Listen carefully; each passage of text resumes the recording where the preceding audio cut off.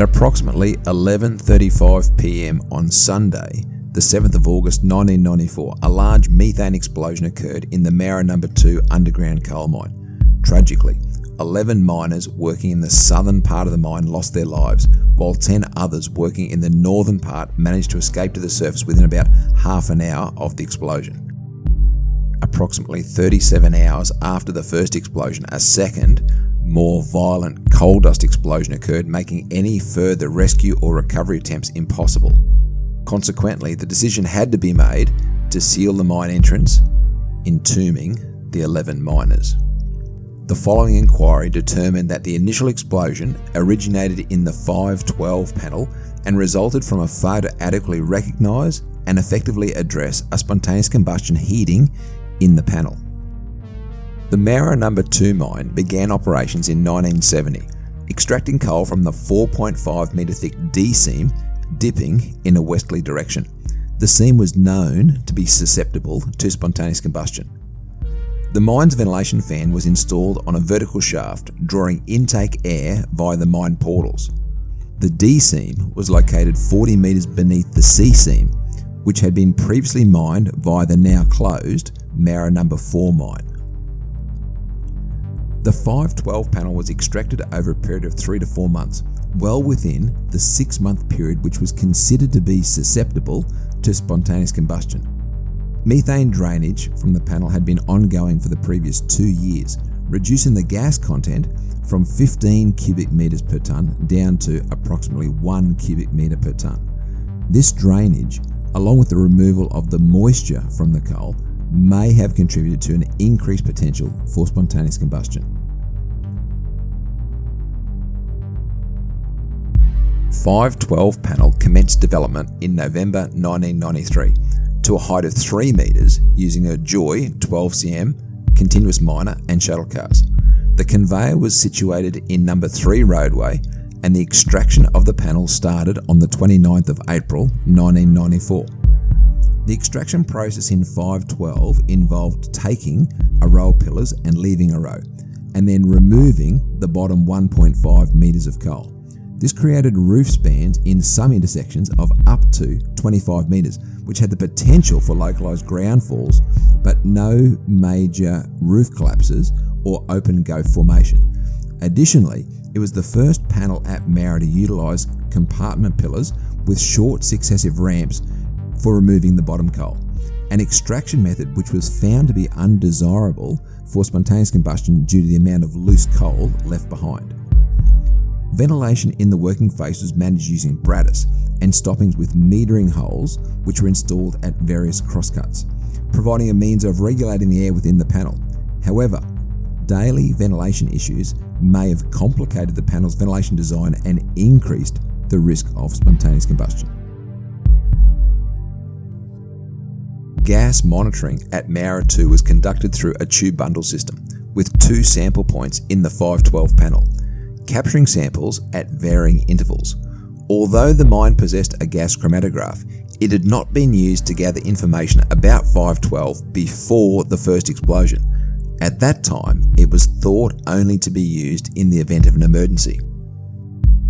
As early as the 17th of June 1994, statutory supervisors, the deputies, reported smells that were indicative of spontaneous combustion, but failed to adequately document these observations in their statutory reports.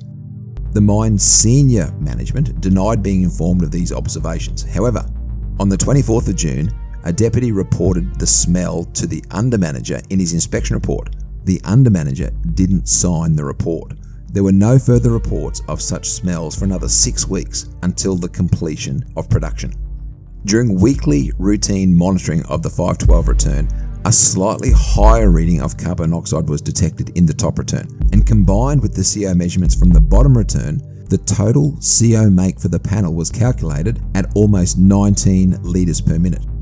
Concerns about this higher reading prompted an investigation by the mining engineer, the mine's rescue superintendent, and an undermanager, though they were unaware of the previous reports of the smells and the ventilation difficulties previously in June. In response to the concerns, The acting mine manager initiated a scheme for daily CO monitoring instead of the previous weekly practices. Additional monitoring requirements were introduced over the following days, but after the mining engineer's sick leave and a review by the acting manager, it was concluded that there was no significant increase in carbon monoxide. Therefore, the early stages of the spontaneous combustion were once again dismissed.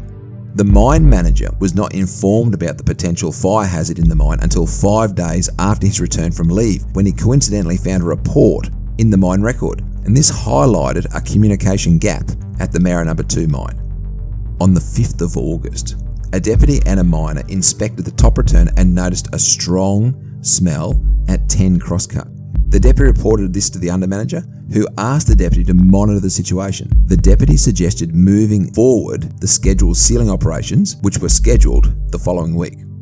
With the sealing brought forward, on Saturday, the 6th of August, another deputy observed a haze or heat distortion around a fall area in 2 to 3 heading at 2 cut-through. He also noticed a smell in the 1 heading return with observations of a haze. And since the equipment recovery had also been conducted using diesel machines, these observations were not immediately attributed to the identification of spontaneous combustion. Unfortunately, there was also a discrepancy in reporting of these observations. Concerned about the haze and smell, the 512 panel was sealed by the undermanager and the undermanager in charge, with the work completed around 1:15 a.m. on Sunday, the 7th of August. Regrettably, the mine manager was unaware that the sealing operation had been completed, and by Sunday morning, the gas monitoring indicated an increase in carbon monoxide.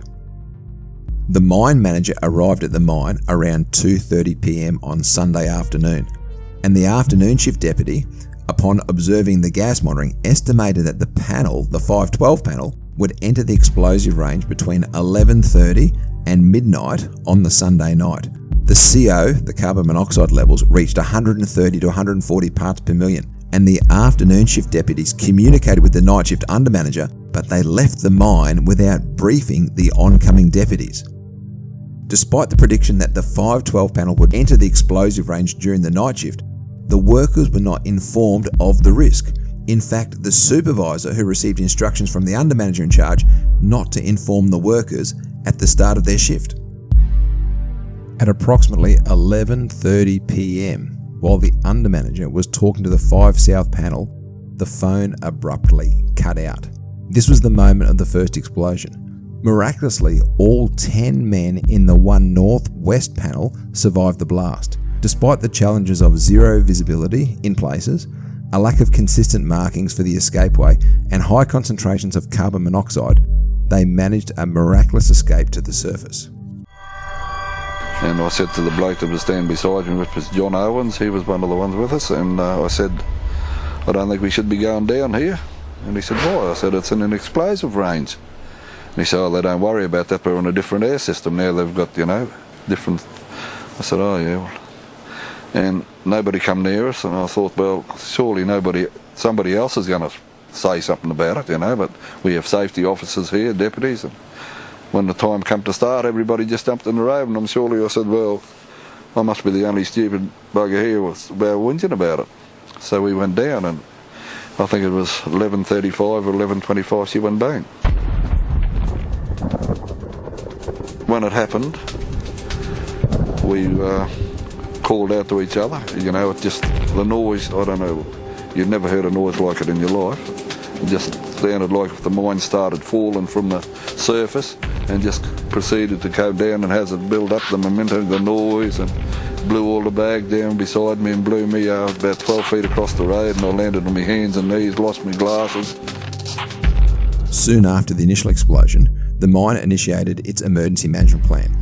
Power was lost, and both mine fans stopped. A diesel generator was restarted to operate one fan at approximately 60 to 70% of the maximum ventilation capacity of the mine. A pressure relief panel was blown 4 meters from the fan, but it was replaced approximately 1 hour after the first explosion. Tragically, it was later discovered that the explosion had also damaged the methane drainage pipelines, and it continued to release approximately 50,000 cubic meters of methane into the mine after the explosion. gas sampling equipment was either damaged or destroyed. Subsequent gas sampling, analysed by SIMTARS, which was on site after approximately 5:30 a.m. on Monday morning, revealed the presence of explosive gases in the mine and explosive gas mixtures over a large area. Analysis indicated that the gases from the sealed GOF areas had entered the mine ventilation network, most likely due to seals being destroyed by the explosion. These conditions made it too hazardous for the rescuers to enter the mine, as there was a significant risk of a secondary explosion. At the time, neither the mine nor the mining industry possessed suitable capabilities for the sealing or inertizing to prevent a secondary explosion. A second, larger, even more violent explosion occurred approximately 37 hours after the first explosion, striking at 12:20 p.m. on Tuesday, the 9th of August.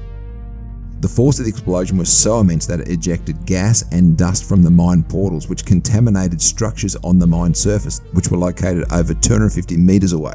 The second explosion destroyed the mine fans and the entire ventilation system, and fires most likely continued to burn inside the mine.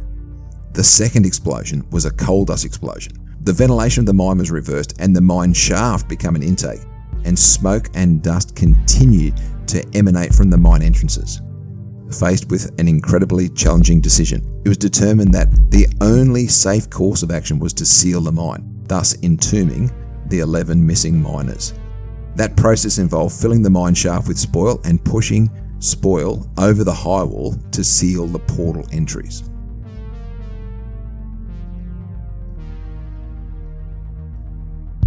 The inquiry, whilst it was unable to conclusively determine the location and the cause of death of the lost miners, it left no doubt that they perished due to the explosion at the mine. Moura 2 marked the third explosion in the Moura area and the fourth explosion within just over 20 years in Queensland coal mining industry. The inquiry identified a deficiency in the industry personnel's knowledge, particularly concerning spontaneous combustion, a factor which was also implicated in the disasters at Box Flat in 1972 and Kayanga in 1975. Moreover, it revealed a lack of emphasis on mine management's part to maintain an up-to-date knowledge of spontaneous combustion, with the training which was provided being minimal, and it lacked spontaneous combustion training. It had been replaced with self-rescue training, and all of those who escaped in the disaster owe their lives to the use of self-rescuers. Moura No. 2 mine disaster stands as a sombre reminder of the lives which were tragically lost beneath the earth on that fateful day on the 7th of August in 1994. The pain and sorrow that echoed through the mining industry and beyond serves as a testament to the human cost of such tragic incidents. These men were more than miners. They were beloved fathers, sons, brothers, friends, and each with a unique story, tragically cut short. We remember them with the utmost respect and honour their memory.